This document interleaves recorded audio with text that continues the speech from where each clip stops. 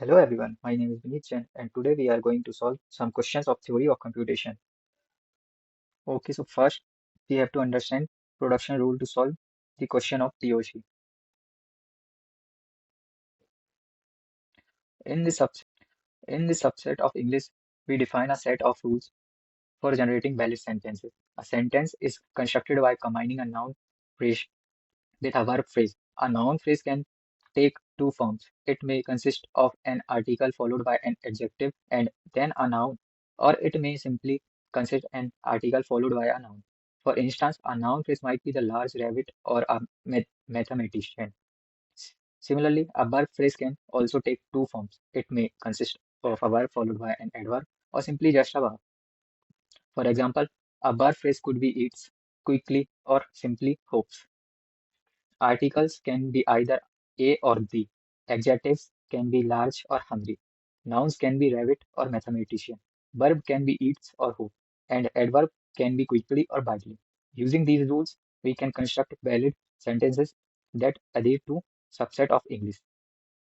So moving to the next slide. So in the slide form, these rules we can valid sentence using a series of replacement until no more rule can be used. For instance, we can follow the sequence of replacement. Using the rules provided, we can construct valid sentences by following a sequence of replacement until we cannot apply any more rules. Let's take a look at an example sequence. Starting with the word sentence, we can replace it with noun, phrase, verb, phrase. Next, we replace noun phrase with article, adjective, noun, verb, phrase. Continuing, we replace article with the followed by the adjective with large and then noun with rabbit. Moving forward, we replace verb with hopes and finally add the adverb quickly. Through these replacements, we obtain the valid sentence. The large rabbit hopes quickly, but the possibilities don't end there. We can generate other valid sentence as well. For instance, a hungry software engineer eats widely, or a large programmer hopes. And let's not forget about the rabbit eats quickly, and so on. These examples isolate the versatility of the grammar rule provided, allowing us to construct various valid sentences within the subset of English. Now moving to the questions. So in this first question, use the set of production to show that each of these sentences is valid. So for first sentence, let's examine each of the sentences to demonstrate their validity using the given set of production. So to drive this sentence, we follow the production rules step by step. We begin with the structure noun phrase, intransitive verb phrase. We can replace noun phrase with the article adjective noun, resulting in the happy hair instructive verb phrase. Finally, we replace intransitive verb phrase with the verb runs, leading to the valid sentence, the happy hare runs. Moving on to sentence B, the sleepy tortoise runs quickly. Similarly, we apply the production rules step by step. We start with noun phrase intransitive, intransitive verb phrase, then replace noun phrase with the article adjective, adjective noun. Subsequently, we replace transitive verb phrase with the verb adverb, resulting in the sleepy tortoise runs quickly. For sentence C, okay, so sentence C, the tortoise passes the hare. We follow the production rules again, this time starting with noun phrase, transitive verb phrase, noun phrase. We replace noun phrase with article noun, then transitive verb phrase with verb noun phrase. After another replacement, we obtain the valid sentence, the tortoise passes hare. Lastly, for sentence D, the sleepy hare passes the happy tortoise. We repeat the same process starting with noun phrase, transitive verb phrase, noun phrase. We replace noun phrase with article, adjective noun, then transitive verb phrase with verb noun phrase. After additional replacement, we end up with the valid sentence. The sleepy hare passes the happy tortoise. In each case by symmetrically applying the production rules, we are able to demonstrate the validity of these sentences within the defined subset of English. Now moving to the next question. Okay, so says in second question, construct a derivation tree for the sentences. Let's visualize the derivation tree for each of the sentence to better understand how are constructed. For sentence A, the happy hare runs, starting with the root node level sentence, we branch into noun phrase and intransitive verb phrase. Noun phrase further branches into article, adjective, and noun. Finally, intransitive verb phrase lead to the verb runs. The derivation tree accelerate accelerate how each part of the sentence is generated according to the production rules. Okay, so moving to the next sentence. Sentences. The sleepy tortoise runs quickly. Similar to sentence A, we start with the root node level sentence and branch into noun phrase and instructive verb phrase. Noun phrase branches into article, adjective, and noun, while instructive verb phrase branches into verb and adverb. Okay, so next sentence is the tortoise passes the hare.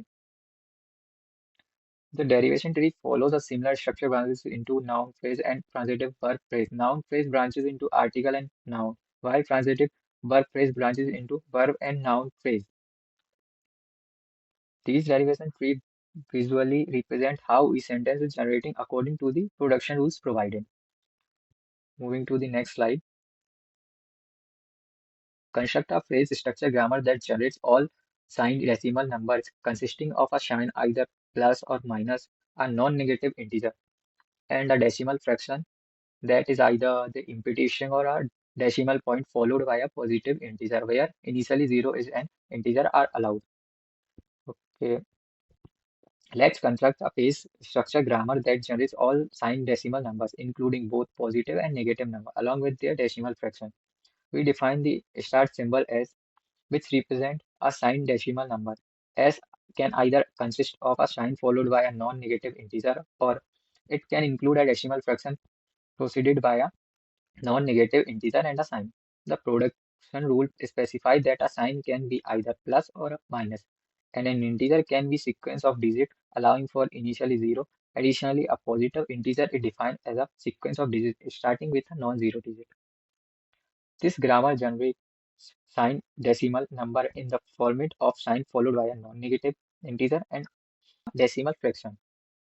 By following these rules, we can generate a wide range of signed decimal number, including those with decimal fraction and initial zeros in the integer part. Now moving to the another question. Next one is give the Pecker's not form of this grammar. Let's represent the phrase structure grammar for generating signed decimal number into Becker's not form BNF. This is also known as BNF. We define a null terminal symbol, signed decimal number, which represent a signed decimal number. This non-terminal symbol can take two forms. It can either consist a sign followed by integer, or it can include a decimal fraction preceded by a sign and non-negative integer. The sign can be either plus or minus, and a non-negative integer consists of a sequence of digits following for initial zeros. Additionally, a positive integer is defined as a sequence of digits starting with a non-zero digit. This BNF represents outlines the structure of signed decimal numbers, including their signs, integer part, and decimal fractions. By following these rules, we can generate a variety of signed decimal number covering different combination of signs, integer parts, and decimal fractions. That's it. Moving to the next question.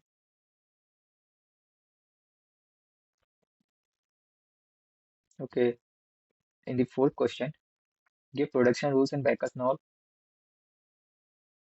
form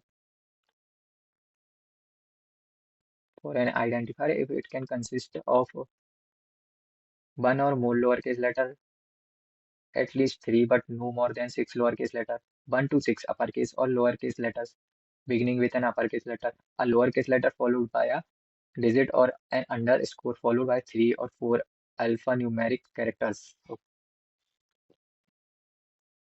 let's define production rules for generating identifiers in Backus-Naur form, adhering to the different specifications.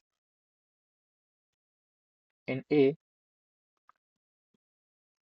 for identifiers consisting of one or more lowercase letters, we define identifier as either a single lowercase letter or as a sequence of lowercase letter followed by another identifier. For B, identifier consisting of at least three but no more than six lowercase letters.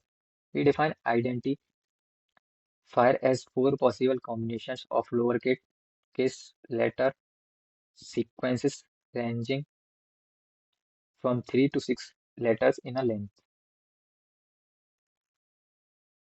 For C, identifier consisting of 1 to 6 uppercase or lowercase letters.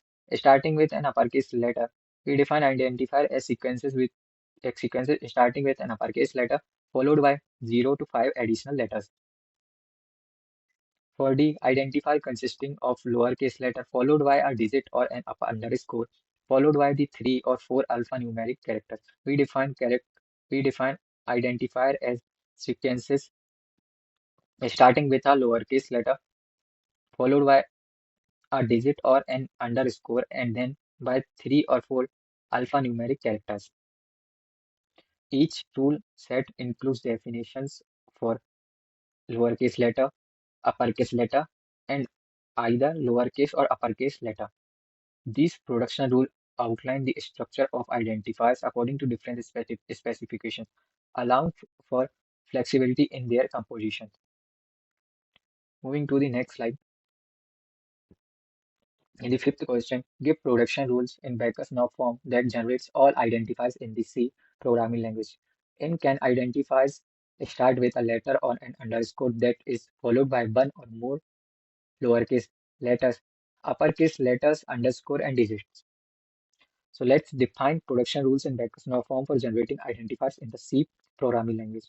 An identifier in C can start with a letter or an underscore followed by one or more lowercase letter, uppercase letter, underscore, and digit. We define identifier as either a single a lowercase or an underscore, or a sequence of identifiers followed by a symbol. Next, we define a letter or an underscore as either a letter or an empty symbol, allowing for identifiers to start with an underscore. Then we define symbol as either a letter or an underscore or a digit, allowing identifiers to include letter, underscores, and digits after initial character. Additionally, we letter. Define letter as a lowercase or an uppercase, allowing for both lowercase and uppercase letter in identifiers. Lastly, we define lowercase letter as any lowercase letter from A to Z, uppercase letter as any uppercase letter from capital A to capital Z, and digit as any digit from 0 to 9. These production rules outline the structure of identifiers in the C programming language, allowing for identifiers to start with a letter or underscore, followed by a combination of letter, underscore, and digits. Okay, so moving to the next slide or next question. In the sixth question, give production rules in extended Backus-Naur form that generates all decimal numerals consisting of an operational sign and non-negative integer and a decimal fraction that is either the empty string or a decimal point followed by an optional positive integer, optionally preceded by some number of zeros. So let's define production rules in extended Backus-Naur form for generating all decimal numerals which consist of an optional sign, a non-negative integer, and a decimal fraction. We define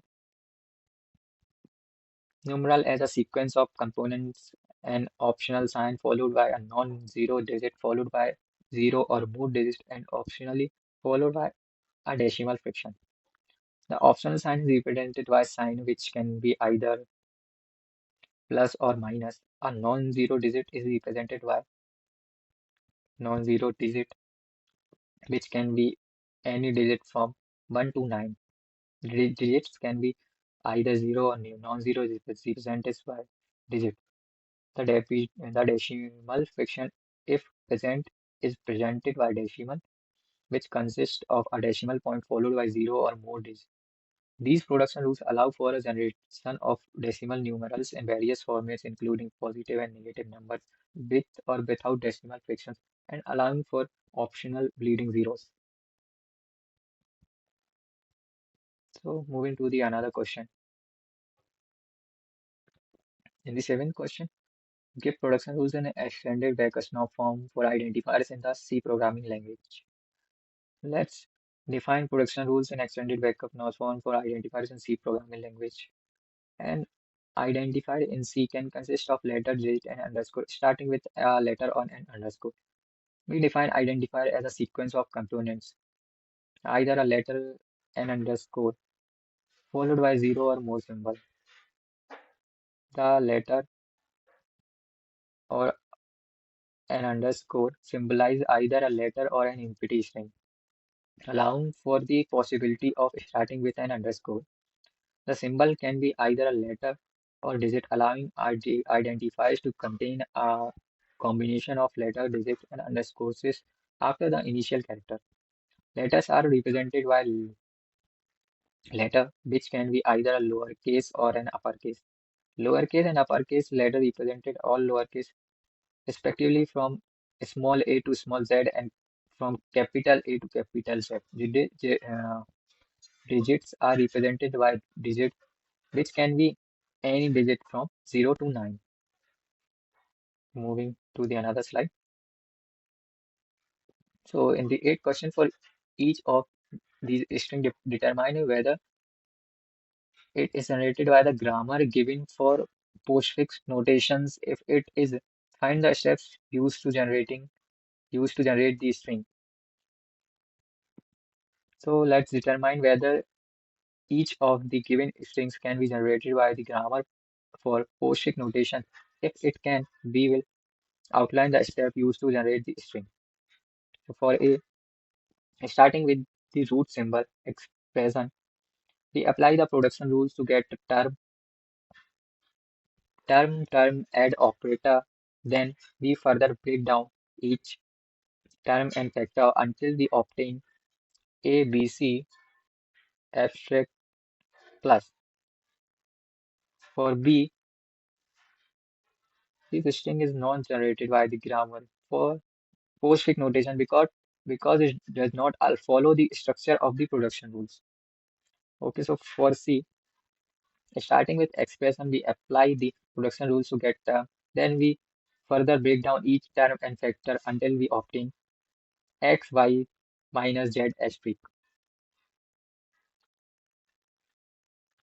Starting with expression, we apply the production rules to get term. Then we further break down each term and factor until we obtain w, x by z minus asterisk slash. For E, starting with expression, we apply the production rules to get term. Then we further break down each term and factor until we obtain A, D, E minus asterisk. Start strings A, C, D, and E can be generated by the grammar for postfix notation, while string B cannot. The steps used to generate each string involve applying the production rules symmetrically until the desired postfix expression is obtained. Okay, now moving to the next slide. In the ninth question, use Backus null form to describe the syntax of expressions in fixed notation, where the set of operators and identifiers is the same as in the BNF for postfix expressions, but parentheses must surround expressions being used as factors. For each of these string, determine whether it is generated by the grammar for infix expression by it or not. If it is, find the steps used to generate the string. So let's describe the syntax of expression in infix notations using Becker's norm form, where parentheses must surrounding expressions being used as factors. The grammar rules for infix expression are similar to those for postfix expression, with the addition of parentheses around factors. For A, the string is not generated by the grammar for infix expression because it doesn't follow the structure of the production rules.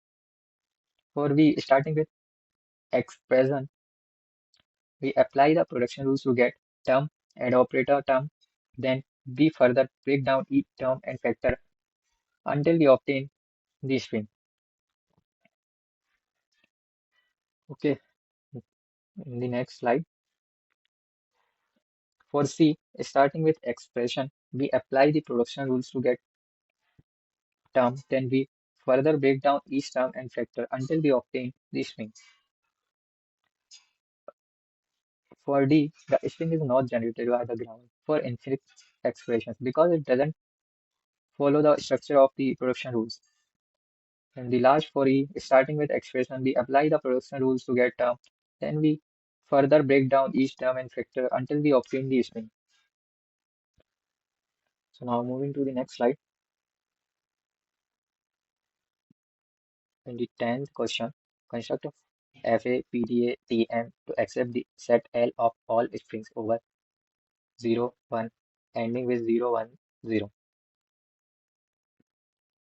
In this finite automata, recognizes a string ending with 0, 1, 0 in the language L is consists of states Q1, states Q0, Q1, Q2, Q3, and Q4, where Q0 is initial state and Q4 is the accepting state or final state. As the input string is processed, the FA transitions through these states based on the input symbol. If the FA reaches state Q4 after reading 0, 1, 0, it accepts the string, otherwise it rejects it. This finite automata effectively recognizes string in L. Okay, so next is push down automata. This push down automata is designed to accept a string over the alphabet 0, 1 that end with 0, 1, 0. As the input string is processed, the push down automata reads the symbol and performs transitions between state while manipulating the stack. If the PDA reaches the accepting state after reading 0, 1, 0, it accepts the string. Otherwise, it rejects it. This pull down automata effectively recognizes string in L. Okay, so next, Turing machine. This Turing machine is designed to accept string over the alphabet 0, 1 that end with 0, 1, 0. As the input string is processed, the Turing machine moves along the tape while checking for the pattern 0, 1, 0. If 0, 1, 0 is found at the end of the input string, the Turing machine enters the accepting state, indicating that the input string is the language L. Otherwise, the Turing machine rejects the input string. This Turing machine effectively recognizes a string in L. Moving to the next question. Next question is construct a Turing machine that accepts the language 0, 1 asterisk plus 1, 0 asterisk. So this Turing machine is designed to accept a string in the language 0, 1 asterisk plus 1, 0 asterisk. As the input string is processed, the Turing machine moves along the tape while checking for the specified pattern. If the string contains 0 or more zeros, followed by 1 or more ones, or a single or 1 followed by 0 or more zeros, the Turing machine enters the accepting state, indicating that the input string is the language. Otherwise, the Turing machine rejects the input string. This Turing machine effectively recognizes string in the specified language. Now moving to the another slide. Construct a push-down automata equivalent to the following CFG.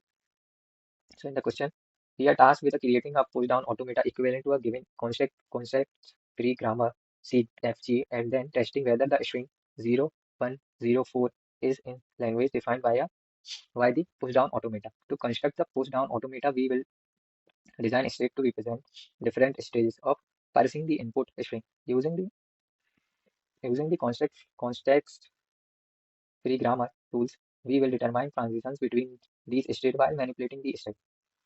Once the push-down automata is constructed, we will feed the string 0104 to it and observe its behavior. If the push-down automata accepts the string, it means 0104 is in its language defined by the context-free grammar. Otherwise, it's not. Thank you for watching this video.